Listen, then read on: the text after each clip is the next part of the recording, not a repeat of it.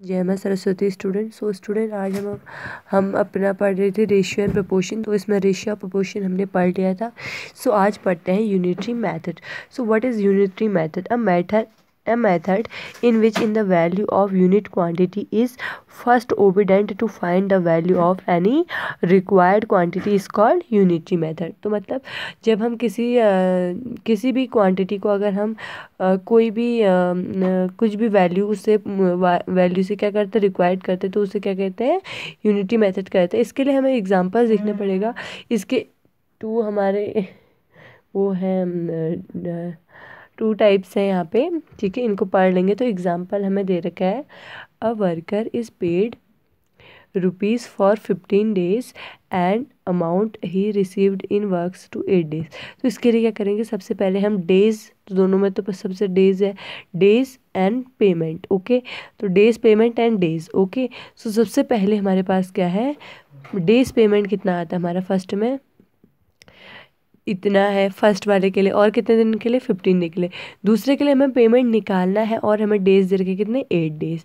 तो हम क्या करेंगे, इन दोनों को इक्वल रख लेते हैं।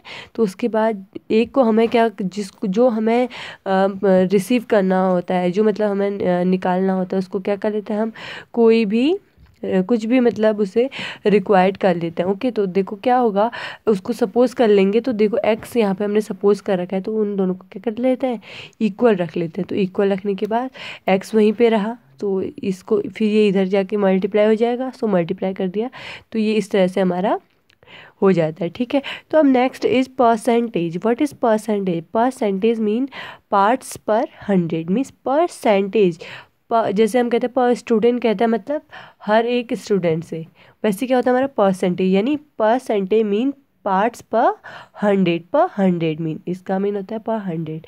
Fraction as a percent to convert a fraction into the percent we multiply the fraction by 100 and put the percent sign. तो ये क्या है, हमारा परसेंट का साइन है, ओके। तो परसेंट के लिए हमारा क्या होता है, जब भी हम क्या करते हैं, कोई भी फ्रैक्शन वैल्यू करते हैं, जैसे हमने लिखा 5/8 लिखा, ठीक है। अगर हम इसको क्या लिखते हैं, 5/100 करते हैं, तो ये क्या है, हमारी परसेंट में वैल्यू है। और लेकिन ये परसेंट में वैल्यू तब है जब हम इसको क्या करते हैं, परसेंट में उसके आगे क्या, ये साइन नोट करते हैं, ठीक है। तो आगे देखो, आगे क्या है हमारे पास, To convert a percent into fraction, we divided by 100 and remove the percent sign. तो हम जब भी किसी को परसेंट में हमें कन्वर्ट करना होता है, तो हम क्या करते हैं, उसको डिवाइड कर देते हैं 100 से। इससे क्या होता है, हमारा परसेंट का साइन हट जाता है, ठीक है। तो ratio as percent, to convert a ratio into percentage, percent convert the ratio into the fraction and they multiply the fraction by 100 and put the percent sign, ठीक है। देखो हमें रेशियो दे रखा है किसी चीज़ का, इसको हमने परसेंट में कन्वर्ट करना है। तो कैसे करेंगे, तो परसेंट रेशियो को तो हम लिख लेंगे, रेशियो का हमें ऐसे भी लिख सकते हैं, हमें अभी पहले पढ़ रखा था हमने। तो इसको तो लिखेंगे, उसमें कितना कर देंगे, इनटू 100 कर देंगे और आगे परसेंट का साइन कर देंगे, तो क्या हो जाएगा, वो हमारा परसेंट। फिर इसको हम सॉल्व करते हैं तो हमें परसेंट मिल जाता है। To convert a percent into a ratio, convert the percent into a fraction and the express is ratio is lowest term. देखो 50% है, तो हम क्या कर लेते हैं, जो हमारे पास है ना 50, इसको हमें अगर इसका क्या करना, रेशियो निकालना है 50% का रेशियो। तो हम क्या कर लेंगे, इसमें जो परसेंट का साइन इसे हटा के क्या कर लेंगे, 100 उसके हम डिवाइड में ले आते हैं और फिर इसके हल करके हमें क्या मिल जाता है, तो इनका रेशियो मिल जाता है, ठीक है। तो देखो, to convert a decimal into a percent, move the decimal point on the right side by 2 digit and put the percent sign. तो देखो परसेंट साइन के लिए हमें क्या करना पड़ता है, हमारे 100 में कितने जीरो होते हैं, 2 zeros होते हैं ना। तो हमें क्या करना पड़ता है, तो हमें जहाँ पे अगर हमें कुछ ऐसा दिया है, तो हमें 2 digit राइट साइड में जाना है और वहाँ पे क्या करना है, पॉइंट पुट करके उसे क्या कर देना है, परसेंट कर देना है, ठीक है। परसेंट एज डेसिमल, तो परसेंट को डेसिमल में कैसे कन्वर्ट करेंगे, तो देखो, to convert a percent in decimal form, express it as a fraction with denominator as 100 and then write it in decimal. देखो हमें कहीं पे परसेंट क्या दे दिया कि 50% दे दिया, 15% दे दिया, तो इसको हमें कैसे कन्वर्ट करेंगे डेसिमल में।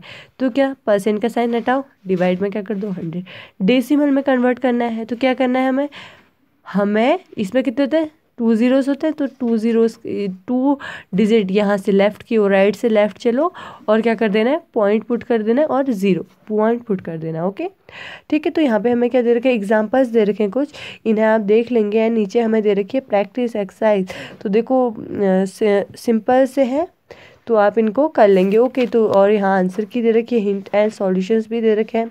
ओके, सो आप इसे कर लेंगे। ठीक है, अब देखो आगे क्या है हमारे पास, profit and loss, chapter number 9 है हमारे पास, प्रॉफिट एंड लॉस।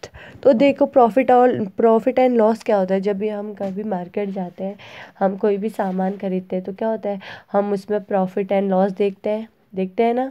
तो वही चीज़ है आज हम पढ़ने वाले हैं कि वो क्या होता है। देखो सबसे इसमें क्या आता है, कॉस्ट प्राइस, यानी जो सबसे पहले तो क्या है, हमें दो चीज़ें पता चलनी चाहिए हम कैसे खरीद सकते हैं सामान को। एक तो होता है कॉस्ट प्राइस, एक होता है सेलिंग प्राइस। ओके, तो देखो कॉस्ट प्राइस क्या होती है, कॉस्ट प्राइस होती है हमारी CP से हम इसको डिनोट करते हैं, the price at which the an article is, मतलब जो कॉस्ट प्राइस होती है हमें वो क्या होती है हमारी, जो जिस पे हम क्या करते हैं उसे बेचते हैं, कॉस्ट करते हैं। ओके, ऐसे ही हमारी सेलिंग प्राइस क्या होती है, ये तो डेफिनेशन है इसकी। ओके, तो डेफिनेशन आप कर लेंगे। तो सेलिंग प्राइस क्या होती है हमारी, जिसमें हम उसको, कॉस्ट प्राइस होती है हमारी जिसमें हम खरीदते हैं, सेलिंग प्राइस होती है जिसमें हम बेचते हैं, है ना। तो price at which the article is sold is called selling price. Okay, sorry मेरे से गलती हो गई थी कि यहाँ पे हमारा जो कॉस्ट प्राइस होता है वो होता है खरीदना, और हमारा सेलिंग प्राइस होता है, सेलिंग प्राइस होता है हमारा बेचना। ओके, एंड मार्केटेड प्राइस, तो हमारा MP क्या होता है, तो देखो मार्केटेड प्राइस क्या होती है हमारी, MP से डिनोट करते हैं। The price which the printed on item is called market list on price. तो जो मार्केट प्राइस होती है वो क्या होती है, जो हमारी क्या होती है उस आइटम पे प्रिंटेड होती है वो क्या होती है, मार्केट प्राइस होती है। तो प्रॉफिट क्या होता है, ऑब्वियसली मतलब जिसमें हमें फ़ायदा हो, मतलब अगर हम किसी चीज़ को सस्ते में ख़रीद लेते हैं तो वो हमारा क्या होती है, वो हम क्या कहते हैं, वाह आज तो प्रॉफिट हो गया, है ना। तो वही हमारा क्या होता है, प्रॉफिट होता है। ठीक है, तो यहाँ पे प्रॉफिट के बारे में बता रखा है, और प्रॉफिट के लिए बता रखा है, in selling price of an article is greater than the cost price of the article then there profit of given. तो देखो अगर हमारा क्या हो, सेलिंग प्राइस कॉस्ट प्राइस से, सेलिंग प्राइस हमारा ज़्यादा हो कॉस्ट प्राइस से, means profit is equal to SP minus CP, यानी selling price minus cost price. Means देखो हमारा सेलिंग प्राइस ज़्यादा होगा, सेलिंग माना हमारा क्या है, हमने किसी चीज़ को 40 रुपीज़ में ख़रीदा, ठीक है, और नहीं 40 रुपये उसकी क्या है, बेच रहा है कोई उसे, और हमने 20 में ख़रीद लिया, तो क्या हमें क्या हो गया, देखो SP हमारा बड़ा नहीं हो गया, ये हमारा SP है और ये हमारा CP है।